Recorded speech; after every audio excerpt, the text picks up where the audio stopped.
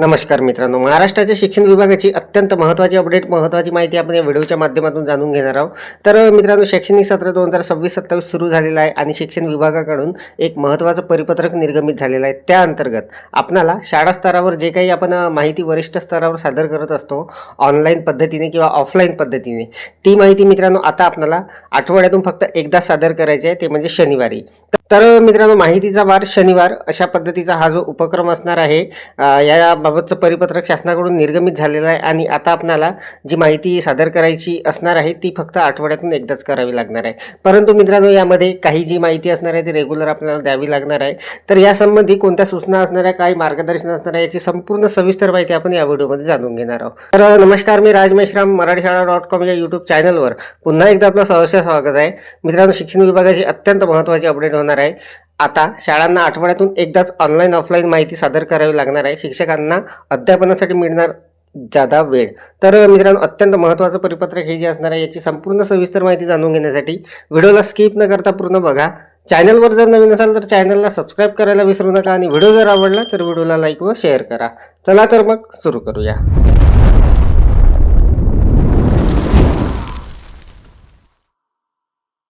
तर मित्रांनो, महाराष्ट्र शासनाच्या शालेय शिक्षण विभागाकडून अत्यंत महत्त्वाचं हे जे परिपत्रक आहे हे निर्गमित झालेलं आहे 14 जूनला. तर बघा, प्रति विभागीय शिक्षण उपसंचालक, सर्व शिक्षणाधिकारी, गृहमुंबई महानगरपालिका, प्राचार्य, जिल्हा शिक्षण व प्रशिक्षण संस्था, सर्व शिक्षणाधिकारी, प्राथमिक माध्यमिक जिल्हा परिषद सर्व, प्रशासन अधिकारी सर्व, गट शिक्षण अधिकारी, पंचायत समिती सर्व.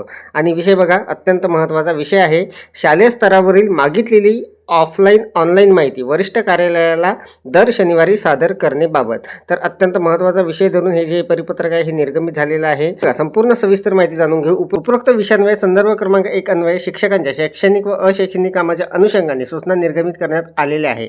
तसेच शिक्षकांची शैक्षणिक कामे, अशैक्षणिक कामे व बालकाचा मोफत व सक्तीचा शिक्षणाचा अधिकार अधिनियम 2009 मधील कलम 27 अंतर्गत नमूद अनिवार्य कामे याप्रमाणे कामाचे वर्गीकरण केलेले आहे. संदर्भ क्रमांक 2 अन्वये शिक्षकांची अशैक्षणिक कामे कमी करण्याबाबत अहवाल शासनात सादर केलेला होता. त्यांना अनुसरून शाळा स्तरावरील विविध समित्याचे एकत्रीकरण करून 4 समित्या तयार करण्यात आलेल्या आहेत. तसेच UDAS+ व सरळ प्रणालीचे एकत्रीकरण करून एकाच पोर्टलवर माहिती भरण्याची सुविधा देखील सुरू केली आहे.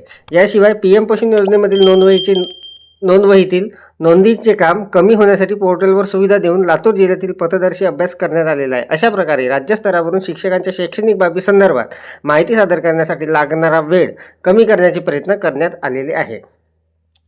तथापि सदस्थितीत केंद्र शासनाच्या राज्य शासनाच्या विविध उपक्रमाचा अहवाल ऑनलाईन ऑफलाईन स्वरूपात शाळा स्तरावरून द्यावा लागतो. तसेच जिल्हा स्तरावर, तालुका स्तरावर, केंद्र स्तरावरही माहिती शाळांना द्यावी लागते. त्यामुळे शिक्षकांचा अध्यापनाचा वेळ माहिती तयार करण्यात व ऑनलाईन ऑफलाईन स्वरूपात माहिती सादर करण्यात जात असल्याचे निदर्शनास येत आहे. प्राथमिक शिक्षण संचालनामार्फत राज्यातील पन्हाळा जिल्हा कोल्हापूर, आष्टी जिल्हा बीड, अक्कलकुवा जिल्हा नंदुरबार आणि एटापल्ली जिल्हा गडचिरोली या तालुक्यातील प्रत्येकी एका केंद्रामध्ये माहितीचा वार शनिवार या उपक्रमाची पथदर्शी स्वरूपात अंमलबजावणी करण्यात आलेली आहे. यामध्ये आठवड्याभरात जी काही माहिती ऑनलाईन ऑफलाईन स्वरूपात मागितलेली होती ती सर्व माहिती दर शनिवारी सादर करण्याबाबत कळवण्यात आलेले होते. सदर पथदर्शी अभ्यासक्रमाचे विश्लेषण पुढील प्रमाणे आहे. तर बघा, सदर उपक्रमाबाबत 90% शिक्षकांनी आनंद व्यक्त केलेला आहे. शिक्षकांना शिकवण्यासाठी पुरेसा वेळ मिळाला असे मत 96.6% शिक्षकांनी व्यक्त केलेले आहे.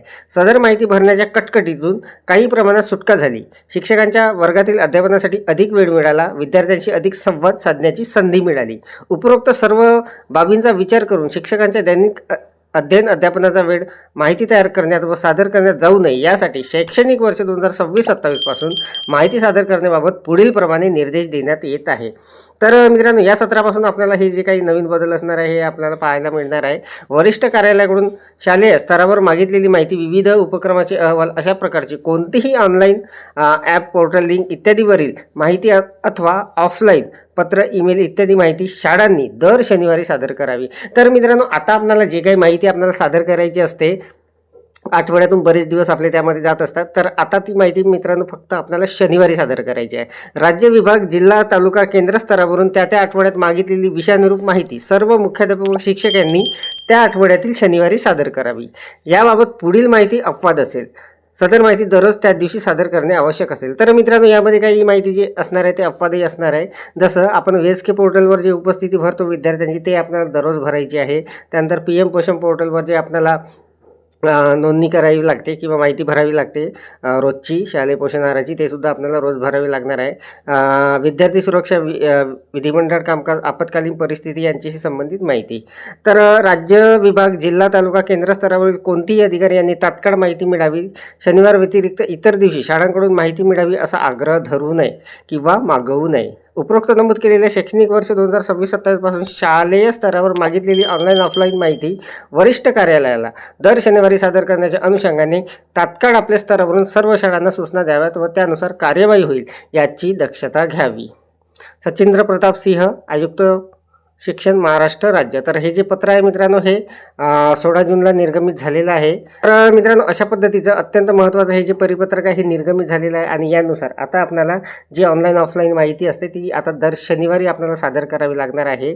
त्यामध्ये काही माहितीचा अपवाद असणार आहे, जसं शालेय पोषण आहार असेल किंवा VSKवरील आपली उपस्थिती असेल किंवा काही तात्काळ माहिती असेल ती आपल्याला द्यावी लागणार आहे. परंतु बरीचशी माहिती जी असणार आहे ती आपल्याला आता फक्त शनिवारी सादर करायची आहे.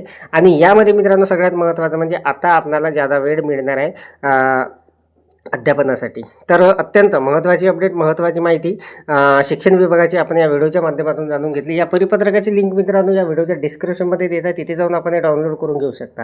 व्हिडिओ जर आवडलेला असेल तर व्हिडिओला लाईक करा, शेअर करा आणि माझ्या मराठीशाळा.com या यूट्यूब चॅनलवर जर नवीन असाल तर चॅनलला सबस्क्राईब करायला विसरू नका. पुन्हा व्हिडिओ असते का नवीन माहितीसह, नवीन अपडेटसह. तोपर्यंत धन्यवाद.